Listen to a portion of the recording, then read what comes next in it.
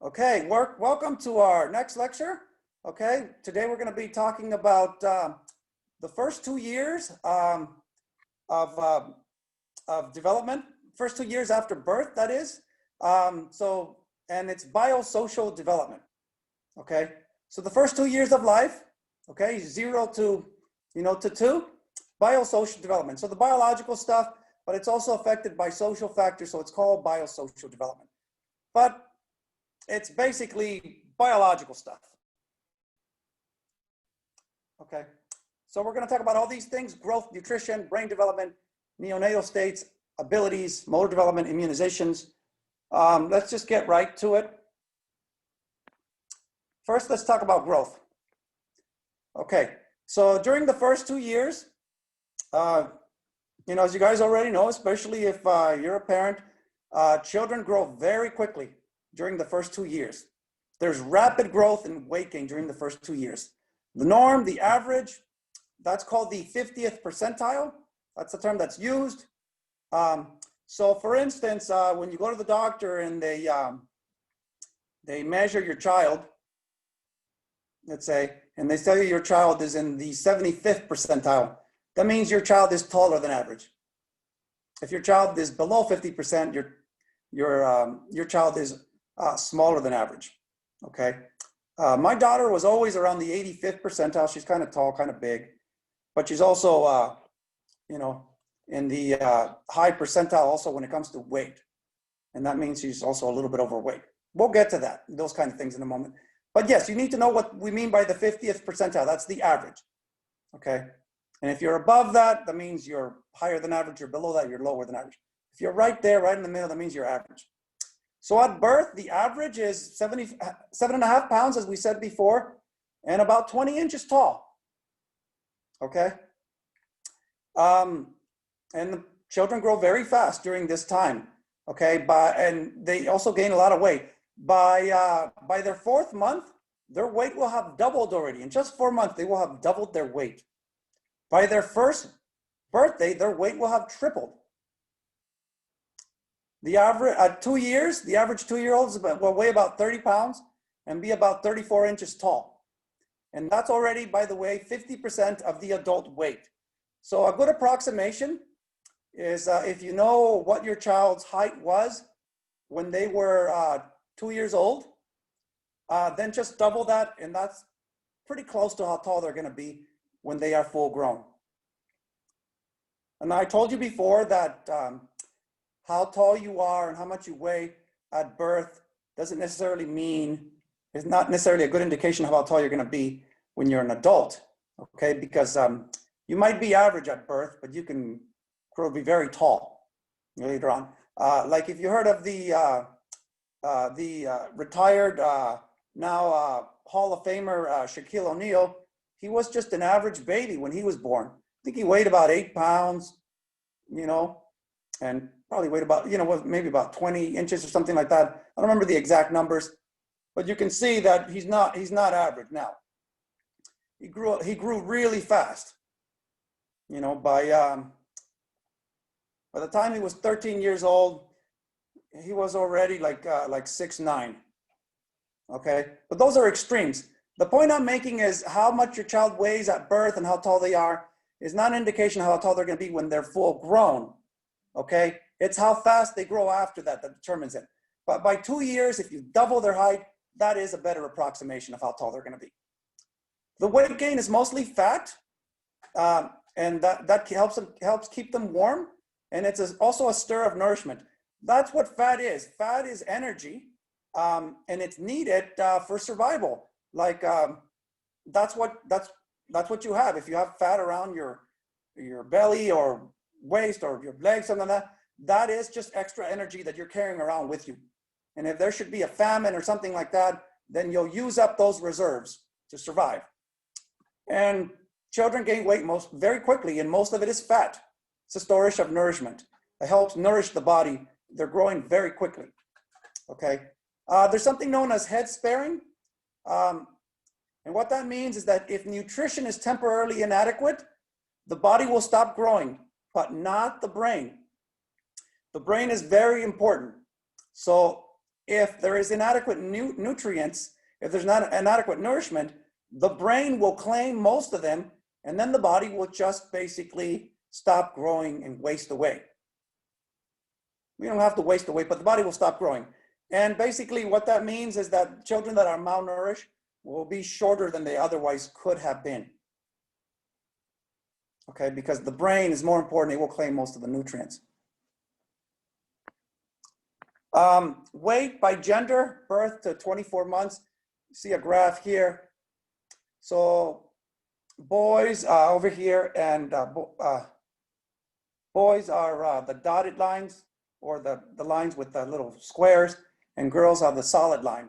Okay, the 90th percentile there, right, for boys, you can see, versus the 50th percentile in yellow there in brown, and then the 10th percentile.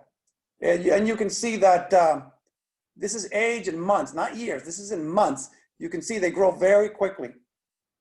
Actually, this is weight. They gain weight very quickly. They also grow very quickly. Those of you who are more visual, this is a little bit about how quickly they gain weight. There are children who may be classified as failure to thrive. And those are infants that are at the bottom 3% of height and weight. And that can be due to a variety of reasons. So they're not growing properly, they're not gaining weight properly. It could be due to a variety of reasons. It could be gastrointestinal problems where they don't absorb nutrients properly. They could have problems with the nervous system, problems with the brain, you know, or even some illness or some disease. I know a little girl, actually, she's close to being a teenager now. And I remember when she was a little girl, her mother told me that she wasn't failure to thrive, but she was in the only at the 10th percentile, and she has leukemia. Okay, which is has the condition, I believe that's to do with the blood, you know, that makes it harder for that. You know, I guess it affects the absorption of nutrition or nutrients and things like that. And she, you know, well, she's not tall. Okay, she's in the very low percentage. But yes, it could be caused by a variety of things. It could also be non-organic things like poverty. Okay, neglect, malnutrition. Malnutrition, basically, you know, the parents just don't feed the child, or don't feed the child enough, or are feeding the child the wrong things. Neglect, they don't care for the child, they don't feed the child. Poverty, they can't afford adequate food, things like that. Not really too much of a problem in this country, malnutrition, but it is in other countries. Here in this country, even the poor people can get enough to eat. I mean, there are plenty of organizations that will help those that are needy and poor, and you know, so here in this country, you don't have to. Being poor doesn't mean you're going to be malnourished. 50% of these children that are classified as failure to thrive will experience physical, cognitive, and behavioral problems. Physical, which means that, you know, they'll be more prone to illness and won't grow properly. Cognitive, it will affect the development of the brain and learning and intelligence, and also can have behavioral problems. Okay, more likely to have, you know, problems like, you know, ADHD and or other things like that, depending on the environment. Let's keep going. Let's talk more specifically about nutrition. The good thing about nutrition when you're a newborn is that breast milk provides everything you need. For the first 4 to 6 months, breast is best. Okay, about 81% of newborns are breastfed, but that drops to about 50% by 6 months. By 6 months, only about half of newborns are being breastfed. And, you know, some mothers breastfeed longer than others. My wife breastfed until maybe, I think about 2 years for my daughter, which I think, now that I think about it, it sounds like a lot. Then my son, you know, he got cut off at about 1 year of age. I guess so, you know, she was nice to them, I guess, but only about half are being breastfed by age 6. Now, there are some people who will breastfeed their kids much longer, and people are, kind of shocked by some of these things, but I've heard of cases, and I've even seen pictures like in magazines and things like that, like a mother who was still breastfeeding her child when he was like 7 years old. Okay, that's not necessary. That's probably extreme, but when it comes to breastfeeding, it's up to you. If you continue breastfeeding, you will continue producing. And when you stop breastfeeding, you'll dry up. So you can't stop and then pick it up later, okay? If you're gonna breastfeed, you have to do it continuously, because when you stop, you will dry up. But if you continue, well, I guess you can continue. But I will tell you that there is breastfeeding is usually longer in poor countries than in richer countries, because in poor countries, nutrition is often inadequate. So that's how they keep their babies healthy, is by continuing to breastfeed them. There has many benefits. There's a positive emotional feeling for the mother. There's bonding with the infant, right? It really helps you bond. And I don't know why the picture is sideways there. It's not supposed to be sideways. But some weird things happen when you try to present on an iPad, or I guess in Zoom. I don't know what's really causing it. There's also a reduced risk of breast cancer. For the mother, for some reason, there's a reduced risk of breast cancer. Probably because she's producing, while she's breastfeeding, she's producing more breast milk, and it probably has, a lot of calcium, and that also benefits her. So reduced risk of breast cancer. Actually, no, the calcium will lead a reduced risk of osteoporosis, which is brittle bones. But there's also reduced risk of breast cancer for some reason. Okay. There's also reduced risk of asthma, obesity, heart disease, and allergic reactions for the infant. So the infant will be healthier, will receive a lot of the antibodies that are in the mother's milk, and basically, which will, and that will make the child less vulnerable to disease, less likely to be obese, less likely to have heart disease later on. Obesity and heart disease kind of go together, less likely to have asthma. So there's a lot of benefits. It provides balanced nutrition for the infant. Okay, breast milk. Okay, everything the infant needs at the beginning for like the first 6 months is in breast milk. Of course, not everyone breastfeeds. There's others who will use formula. Breast milk is exclusively best for the first 4 to 6 months. Like I said, during the first 3 days, the type of breast milk that the breast produce is called colostrum. It's very thick and very high calorie. From about 4 days to the second week, it's called transitional milk. It'll be known as transitional milk. It's less concentrated. You can start introducing other foods like, soft cereals and fruits at like 4 to 6 months. Okay, the little Gerber, little, fruit and vegetable there. It's really soft, and it's very tasty, actually. The infants like it. You can start introducing that at like 4 to 6 months, but breastfeeding for about 1 or 2 years is actually is common. Okay, now there are those who choose formula instead, because breastfeeding can be inconvenient for a lot of people, or some people don't want to breastfeed because well, there's a variety of reasons, but usually it's because it's inconvenient. You have to go back to work right away, and well, you can't be breastfeeding at work. You can't take your baby with you most places that where you can work and breastfeed the baby there.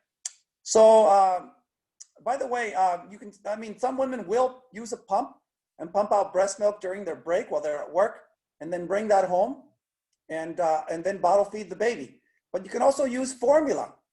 Mostly it's you buy it in a powder, you mix it with water and feed the baby that way, bottle feed the baby. You can buy formula that's already mixed, probably more expensive that way. Feeding a child through formula is preferable if the mother has HIV, uses drugs, or has some other problem like that can lead to problems for the infant, things that can be passed on to the infant. So formula can be, it is important to have that option. So yeah, what me and my wife did, at first it was just breastfeeding. She breastfed for a while. She went back to work, and she would pump and bring home breast milk. And then we started supplementing that with formula, and then eventually was off of bottle feeding altogether. Now, there are infants who do not get enough nutrition, who can suffer from what's called malnutrition. It's not really a problem in the US, like I said. The US is a very rich country. Now, there are a lot of people here who are poor now, not as much as in other countries, but here there's a lot of safety nets, you can call it. There is help for those that are poor. There's food stamps, and even if you're homeless and you don't have much, there are places that will provide food and shelters and things like that. So here, not a lot of people really suffer from malnutrition. Okay, but it is a problem elsewhere in other countries, in some very poor countries, like in the Middle East or in Africa or even in South America and Central America, places like that. Although I will tell you that things are changing very quickly, and those countries are developing also. And you know, malnutrition, every year there's less and less of it, but it's still a big problem. Protein calorie malnutrition, where that happens when the infant doesn't get enough consumption of any food of any kind. Okay, and they don't get enough protein because they don't get enough food. Okay, and so they don't get enough protein. That's 8% of the world's children. Okay, suffer from protein calorie malnutrition, and that leads to severe weight loss, severe illness, and can even lead to death if it continues. It will lead to stunting, where the children will be too short for their age. 33% of the world's children actually are too short for their age, and that is due to not getting either the right amount of nutrients or not enough nutrients. As a matter of fact, if you're poor and you grow up being skinny and you don't have enough food and you actually experience hunger, chances are when you're full grown, when you're an adult, chances are that you didn't grow as tall as you could have. And we can see that now with countries that are developing, like in India. A lot of people in India are still poor, but used to be an even poorer country, and people there weren't that tall. And now that the country is developing very rapidly, by the way, we're seeing that people from India are getting tall. They're getting taller. Okay. Wasting also happens where children are severely underweight for their age. 2 standard deviations or more. That's a statistical thing, but it basically means they're severely underweight. 25% of the world's children are basically undergo some wasting where they are severely underweight. And those numbers are decreasing year after year. And yes, it is more a problem in poor countries like Africa and in the Middle East and Latin America and other places. Stunting in children under 5 by region. So you can see more common in places like South Asia, Sub-Saharan Africa, the Middle East, North Africa, East Asia, the Pacific, Latin America as well. North America, Europe, not so common. The richer countries, basically, there's less malnutrition, less wasting, less stunting than in the poor countries. But, as countries and economies develop around the world, poverty becomes less common, and then so does malnutrition. Africa, Asia, all those places are developing very rapidly now. A lot of investments being made, a lot of infrastructure being built in those countries. And as that happens, as the country develops, there's more jobs, and then there's more income, and then there's better outcomes for people and more and better nutrition. Chronic malnutrition. Chronic malnutrition is an even bigger problem. Malnutrition, suffering from malnutrition at some point or other, that's problematic. But when the malnutrition is chronic, which means that it continues and it's long lasting, that can lead to some severe irreversible problems. If there's chronic malnutrition, chronic means that it continues, it lasts a long time, okay? Or it could even be permanent, let's say. So if there's chronic malnutrition, the brain will not develop normally. The brain will not develop normally, and that means cognitive skills, cognitive ability will suffer. The child will not be as intelligent as the child could have been. Disease is also more lethal if there's chronic malnutrition. 50% of infants around the world, 50% of the infants' deaths around the world have some relationship to chronic malnutrition.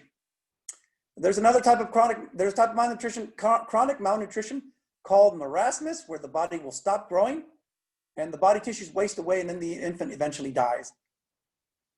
Okay, and then there's kwashiorkor, which is a protein deficiency where the face, the legs, and the abdomen will swell with water. So they look like they have big bellies, but they're actually very malnourished. The essential organs are claimed, and the essential organs will claim the nutrients, and the body will degrade. The hair will usually be thin, brittle, and colorless. So sometimes it can look like their hair is kind of blonde, and they're just severely malnourished. The hair is very brittle and thin. Let's talk about brain development, because this is biosocial development. So we talked a little bit about growth and about nutrition. Now let's talk about brain development. We've been mentioning the brain here and there, how the brain is affected by nutrition. Now we need to know some things about the brain, review some things. I don't know how much of this you guys got from other psych classes or Psych 101. I know I covered this stuff, but review a few things and then we can talk a little bit more about development. So remember, so there's an image of the brain there. Remember the part of the brain called the cortex is the outer layer, okay? It is literally the outer layer that looks wrinkled, okay? Cortex is basically means, cerebral cortex basically means wrinkled brain, okay? So cortex means wrinkly. So it's the part of the brain that you see on the outside that's wrinkled. The outer layer of the brain where most thinking, feeling, and sensing occurs. Okay, that's that part of the cortex of the brain.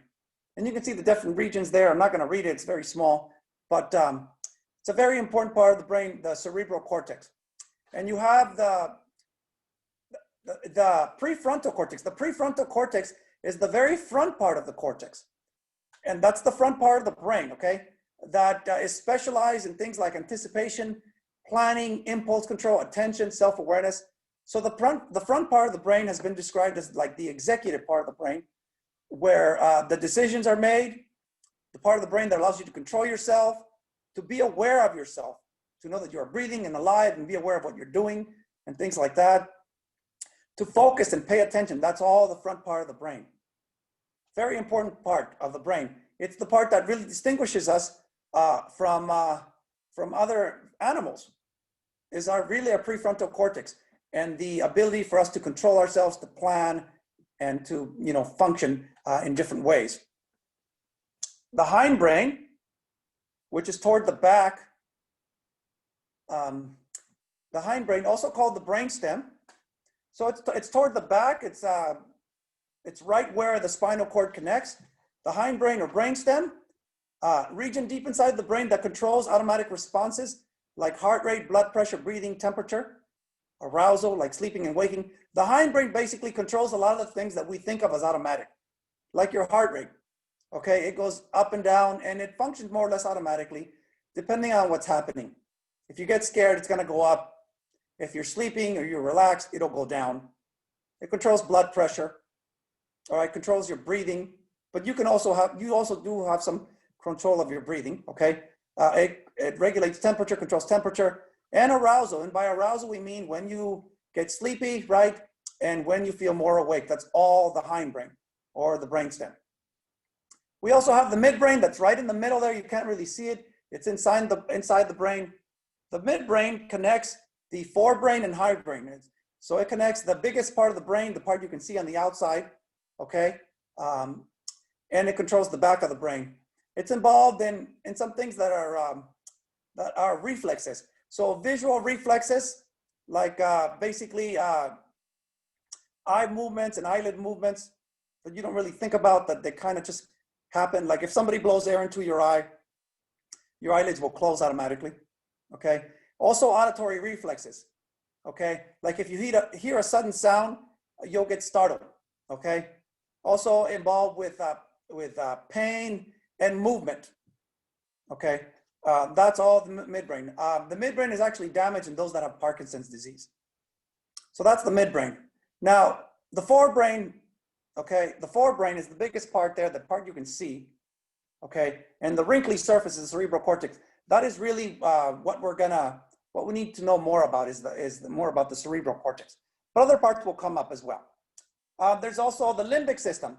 The limbic system is the part of the brain that actually helps produce emotions, motivation, and memory. So the limbic system, it contains things, and this is inside the brain. You can't really see it. It's deeper inside the brain. It contains things like the amygdala, and the amygdala is responsible for aggression and fear. Like when you see, like, let's say a bear or something like that, and you get scared, that's because of the amygdala. Or if somebody jumps at you in an alley somewhere, right, you'll become scared, and you'll also probably become aggressive and try to defend yourself. That's the amygdala that controls that. The hippocampus helps store and activate memory. So the hippocampus is involved with memory. It helps store memories. The hypothalamus is involved with the fight or flight response. It actually responds to the amygdala, which controls fear and aggression, and the hippocampus, which involves memory, to activate the fight or flight response. So the thing is, let's say you see a bear, okay? You see a bear, right? And what will happen is that you'll see the bear, and the hippocampus will help you remember that bears are dangerous. And the amygdala will be triggered and will basically make you become fearful and potentially aggressive should the bear attack. And that whole set of responses involving memory, the amygdala, and all the different parts of the body, the adrenaline, release of adrenaline, it involves a bunch of different structures, actually, even a bunch of different structures. Okay, all that is part of the fight or flight response. It involves the activation of the amygdala, the hippocampus, but also the adrenal glands, increased heart rate, blood pressure, all those things, all part of the fight or flight response. And the hypothalamus is the part of the brain that basically activates the fight or flight response. The hypothalamus also regulates your sex glands, your ovaries, and your testicles, which produce hormones, by the way, which can cause changes in the body. Okay, but we'll talk about that later when we talk about development. And then there's also the pituitary gland. You can see there labeled in orange. Okay, it's orange, colored in orange there. The pituitary gland also responds to the hypothalamus and serves as the master gland that controls many hormones. The pituitary gland controls many hormones, okay? Many hormones and glands. Like it controls your thyroid gland, which regulates metabolism, and your adrenal glands, which release adrenaline for quick action, and also cortisol, which is a stress hormone, which is also involved when when you're anxious or fearful. Moving on, okay, so let's talk more about development. Those are just a little bit of a review as to different parts of the brain and what they do. So brain development, so early brain development. Believe it or not, the brain is 75% of its adult weight by age 2. That doesn't mean it's 75% developed, because it's gonna advance a lot more than that. But it weighs 75% of what an adult brain weighs by age 2. And if you noticed, toddlers, little kids, they have big heads compared to the rest of their body. And that's partly what makes them look cute. And that's because their brain goes very rapidly, and therefore their head is actually big compared to the rest of their body. As they get older, their body will lengthen, and then their head won't look as big, compared to the rest of their body. You also have to know about neurons. Neurons are basically, you can call them brain cells, nerve cells. They allow the different brain areas to communicate with one another. You're born with about 100 billion of these neurons at birth, and 70% of them are in the cortex. 70% of them are in that wrinkly part of the brain. And you have a motor cortex that controls movement, a somatosensory cortex that allows you to understand what you're feeling, so it has to do with the sense of touch, for instance. An auditory cortex, which lets you understand what you're hearing, and a visual cortex, which helps you understand what you are actually looking at. Okay, all that is in the cortex, and 70% of those neurons are in the cortex. Shaken baby syndrome, it's very tough to raise children. They will frustrate you. They'll get you very upset, but shaking them is a very bad thing. Shaky baby syndrome is when infants have been shaken violently. And what it does is it ruptures blood vessels in their brain and breaks neural connections and basically leads to brain damage. Okay, you don't want that to happen. There's a graph that shows you brain weight, height, and weight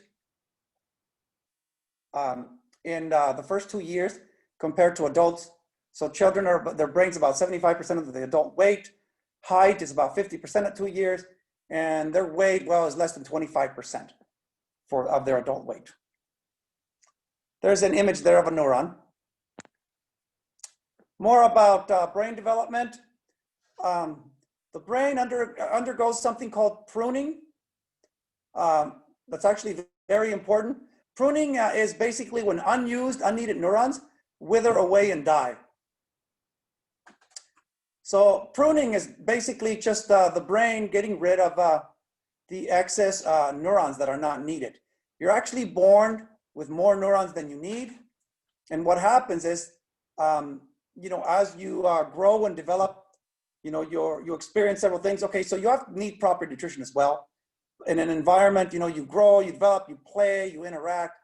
And as these things are happening, as you're using your senses, whether you're tasting things, seeing things, hearing things, all those things, and you're playing and hearing language, all these things, neurons are actually forming connections during that time.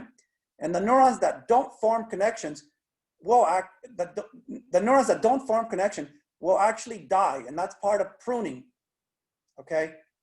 And that's actually a good thing. Now, if neurons aren't properly pruned, that can lead to Fragile X syndrome. Fragile X syndrome is a condition where basically too many neurons survive, and they get in the way of the other neurons that are trying to connect and communicate, and actually, causes a problem known as Fragile X syndrome, which basically will involve cognitive problems, lower intelligence, because too many neurons have survived, and they're actually impairing the ability of the brain to communicate. So what needs to happen is, because of experience and nutrition and all the different things that are going on, neurons form connections. The ones that are not needed wither away and die, and leave the paths kind of free for those that are needed. So pruning is actually a good thing. Okay, if too many neurons survive, you'll have problems. As a matter of fact, and several types of children that actually have problems, like those that have cognitive problems, or those that have other conditions, some of them have bigger heads than they normally would, and that's a symptom usually. That if your head is too large, it's actually a sign that there might be some problem. Okay. Now keep in mind that children's head are large compared to the rest of their body, but there is such a thing as having too big of a head. That usually indicates problem. If your head is actually too small, that usually indicates problems as well. There is a normal range of to head size and brain size, and if you're below or above that, it usually indicates problems that lead to learning disorders. More about early brain development.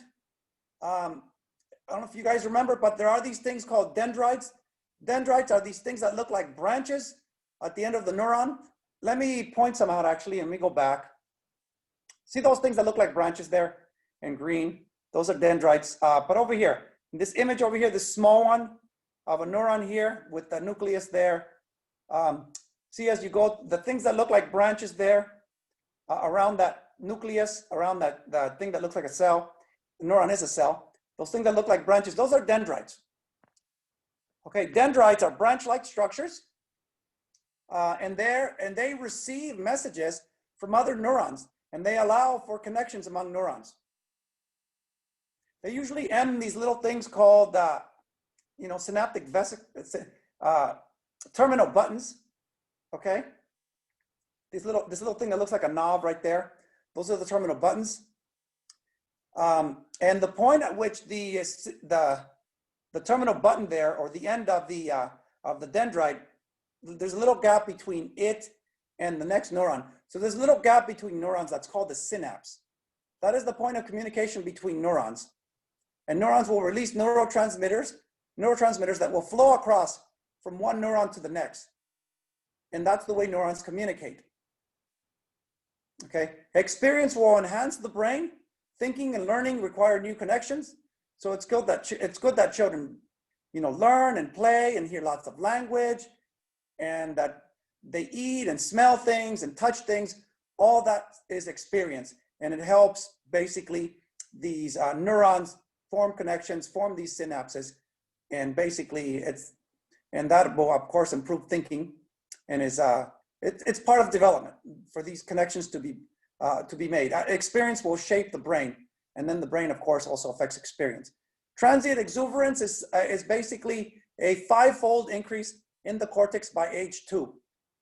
So it happened prenatally where there was a 6-fold increase in neurons, and from birth to about age 2, there will be a 5-fold increase. So the amount of dendrites that are on those neurons will increase 5-fold. So a lot of those, things that look like branches will grow just like on a tree, and they'll increase 5-fold, which basically is because children are experiencing things, and the neurons are trying to connect, and they're forming more connections. They're forming more of these dendrites, which will lead to more synapses.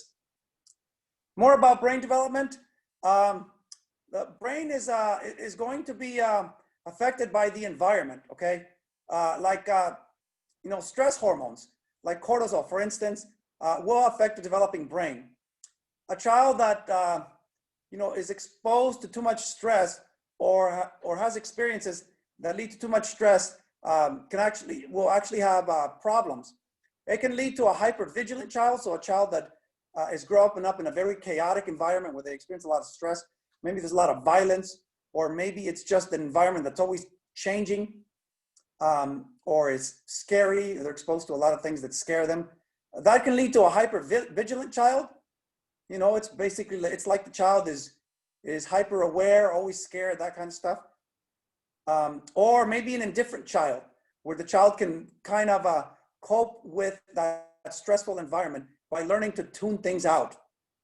And all that will affect the developing brain and will make it harder for the child to learn later on. They're always stressed out, they can't focus, or if they're indifferent, they learn to tune things out, then they've kind of, their emotions are blunted, and they will, their learning will also be affected by that. We'll move a little bit faster. I only have 10% left on my iPad, so I'll have to move a little bit faster. Hopefully we can get through this.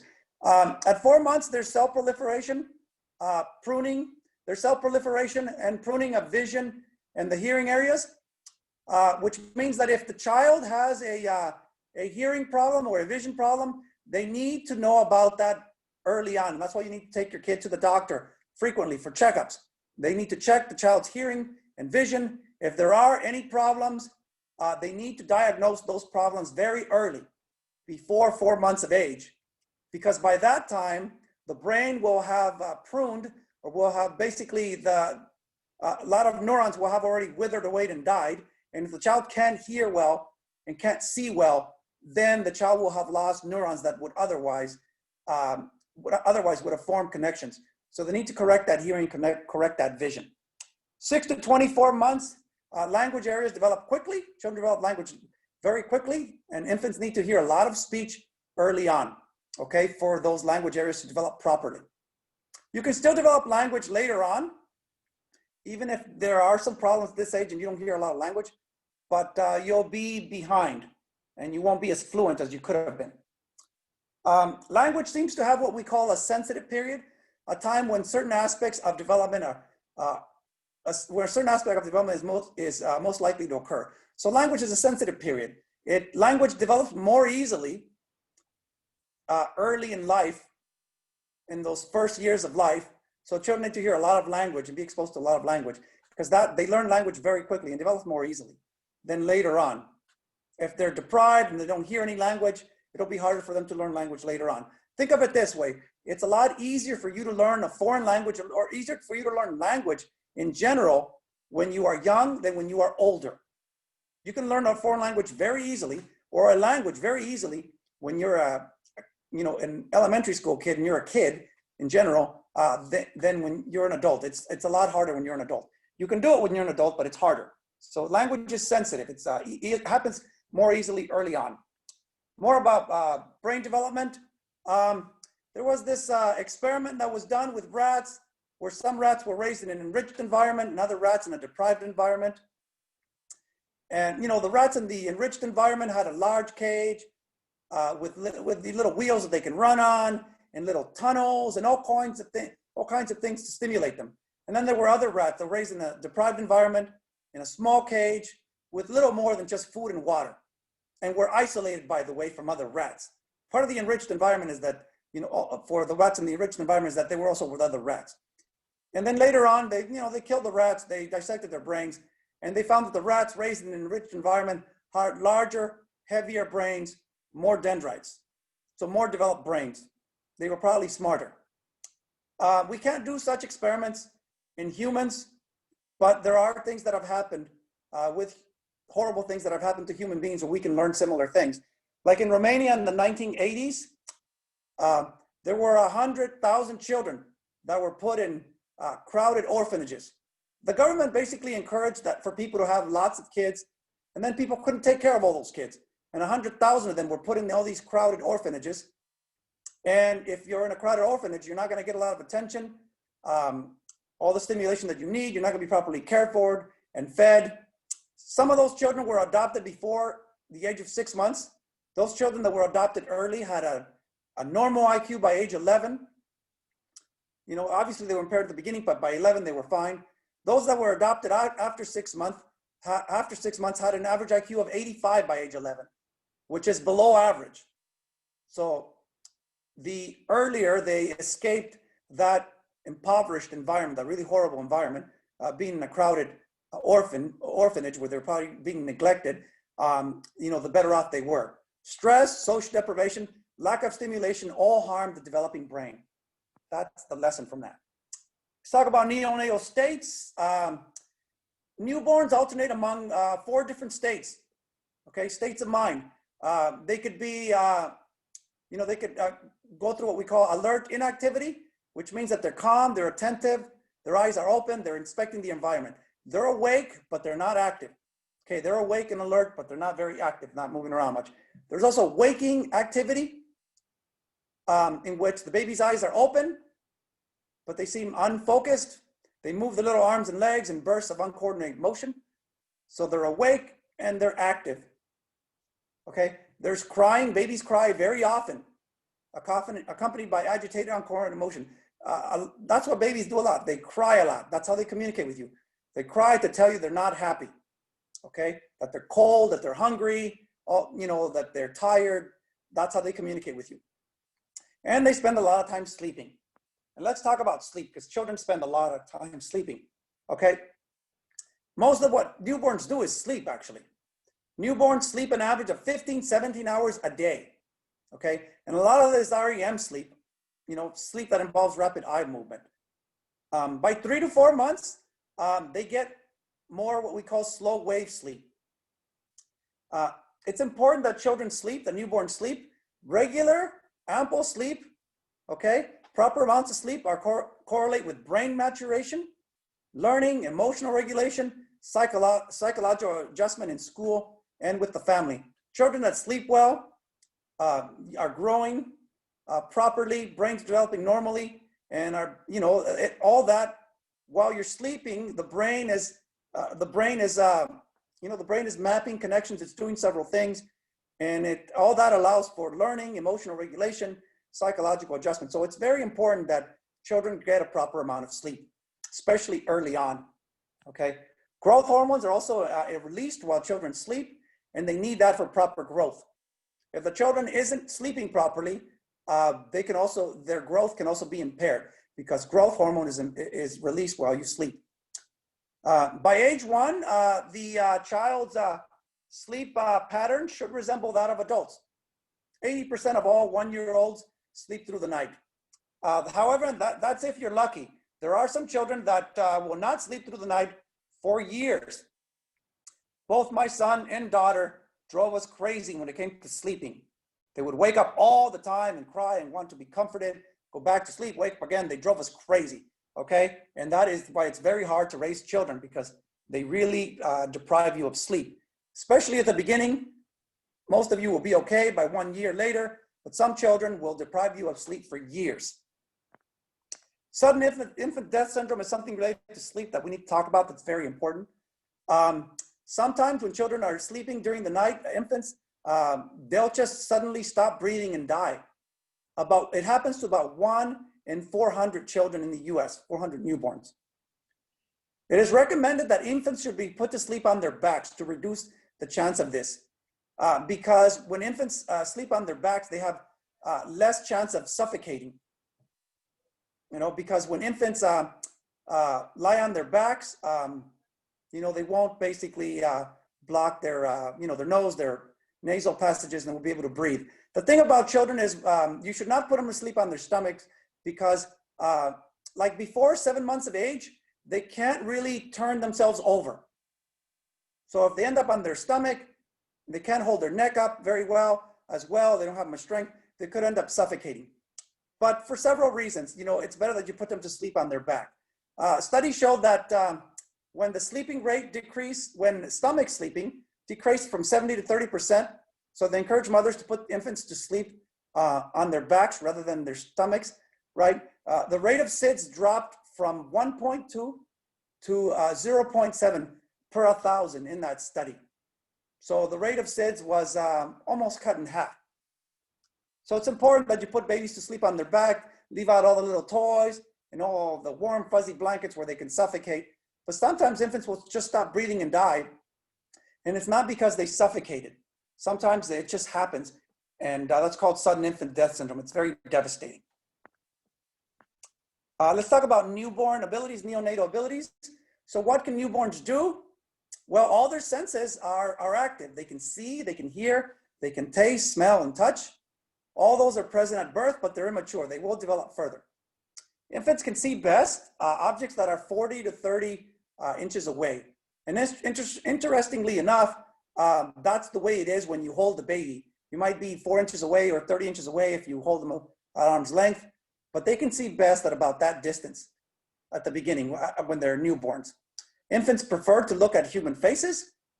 Okay, it's part of their brain is kind of primed to recognize human faces. Of course, experience and maturation of the visual cortex will improve shape recognition, visual scanning, and detail. As their visual cortex, as that part of the brain that basically deciphers vision, as it develops, they'll get a lot better at not just seeing things, but recognizing things and scanning the environment. Binocular vision develops by 3 months of age, which means that binocular vision is when they basically, both eyes can kind of, focus in the same direction, okay? Before that, infants can seem cross-eyed, where one eye is looking in one direction and the other eye is looking in another direction. So, that's, they may seem that way before they develop binocular vision. The ability of their eyes to basically look in the same direction at the same time in order to focus. Other neonate abilities, so infants can hear, okay, at the beginning. They can listen and localize sounds at birth, right? They can listen and look in the direction of the sound, localize sound, even turn their head at the beginning, okay, if they have that ability, if they're not too young.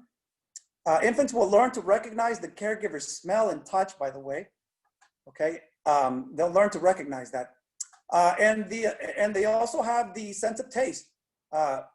Research shows that the taste of sugar can calm a 2-week-old infant. It can help them stop crying. A 4-week-old infant can be calmed by the taste of sugar, but they also require a human face to look at them reassuringly. So 4-week-olds, it's not just the taste of sugar, but a face looking at them telling them that it's okay will calm them down. The senses are used primarily for interaction with the caregiver. They look at the caregiver, touch the caregiver, and all those, smell the care, all those things for interaction, really, and for comfort, to be soothed, right? Touch is very soothing to them, right? And so are sounds and looking at certain things. So all that, the senses are used for all those things for infants, primarily interaction and for comforting. And you can see the images over here. This little girl definitely has the sense of taste, okay? Definitely has that. She bites into a slice of lemon, And then you can see her reaction at the end. She can definitely detect the sour taste, showing that infants, yes, do have the ability to taste. Let's talk about movement. What about movement? There's two kinds of movement, okay? There's gross motor movement and there's fine motor movement. Gross motor movement is movement that involves large muscles, okay? Large bones and muscles. For 5-month-old, that usually involves, wiggling. They can wiggle. They can move forward by using their arms, shoulders, and legs. So large body movements. They can't do very much. By 8 to 10 months, infants can crawl by lifting up their midsection using their arms and legs. 12 months, they learn to climb on couches and chairs. 16 months, they're walking and running. These all involve large bones and muscles, gross motor movements. Walking and running starts out very hesitantly, so they don't do it very well at the beginning, and then it becomes smooth and speedy and coordinated. By the way, research shows that African Americans acquire walking and running. They start walking and running before Latinos and before European Americans. So some truth there to the stereotype that African Americans are better at movement, and we see all that evidence in sports. On average, not all African Americans, but on average, they do start walking sooner than other babies. Here's a chart that tells you some of these, some of the things that children can do at a certain age, right? When they can sit and hold their head steady. 50% of infants can do it at 3 months. 95% can do it at 4 months, right? Sit unsupported. You can see the chart there. I'm not going to go through all of it because I want to make sure I get through this. I have 6% of battery life left. I guess I should, and I didn't bring a charger with me, so I can't plug it in. Motor movement, other motor movement is also fine motor movement. Now, fine motor movement includes, is movement that involves small bones and muscles. So they are smaller, more coordinated movements. By 2 months, infants can wave and stare at an object that's dangling. 3 months, they will try to reach and touch it. Okay? By 4 months, they may grab the object, but their timing is off. And grabbing does involve fine motor movements. They're using little fingers, their little muscles. 6 to 9 months, they'll reach, grab, and hold an object of the right size. By 1 year, they master the pincer movement. The pincer movement is where they say they can put their index finger and thumb together, to grab something. First, they master it with their hands, doing it with their hands, okay? Just fold their hands, so to speak. Then with their fingers, and then they can do that with utensils. They master the pincer movement. By 2 years, their grabbing becomes more selective as they learn rules. More about motor movement. So there's dynamic systems which underlie motor skills. Three elements that underlie motor skills. 3 things that are needed. Okay, first is muscle strength that will develop as they get older and as they grow. Also, brain development is needed, and practice. So they need their muscles to get stronger, and they'll get stronger as they develop, and as they practice things, their brain will develop, and as they develop, their brain develops, they will get better at movement, and of course, as they practice, that will also affect the developing brain. So muscle strength, brain development, and practice are all important for the children developing movement, proper movements, or just getting better at that. Immunizations, okay? Immunizations are important, okay? An immunization is a vaccine, is basically a small dose of an active virus to stimulate production of antibodies. An immunization could be a vaccine, or they give you a small dose of an active virus to stimulate production of the antibodies, okay? So stimulate antibodies in the body, which will then protect you from disease and illness. Measles, whooping cough, pneumonia, all kinds of other diseases and illnesses claimed a lot of children's lives, okay, before those vaccines became available. No longer. Now those things are not as common, okay? There's no vaccines for AIDS, malaria, cholera, typhoid fever, lots of things.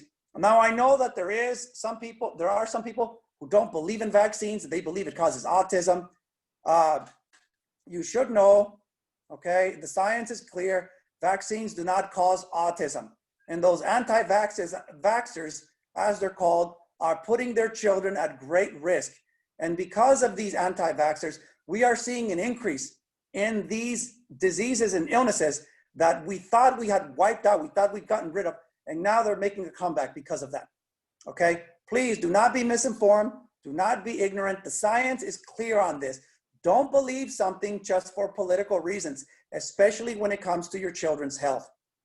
Okay? Vaccines are useful, okay, and have saved a lot of children's lives. And that is it, guys. That is where we'll stop. I will stop recording.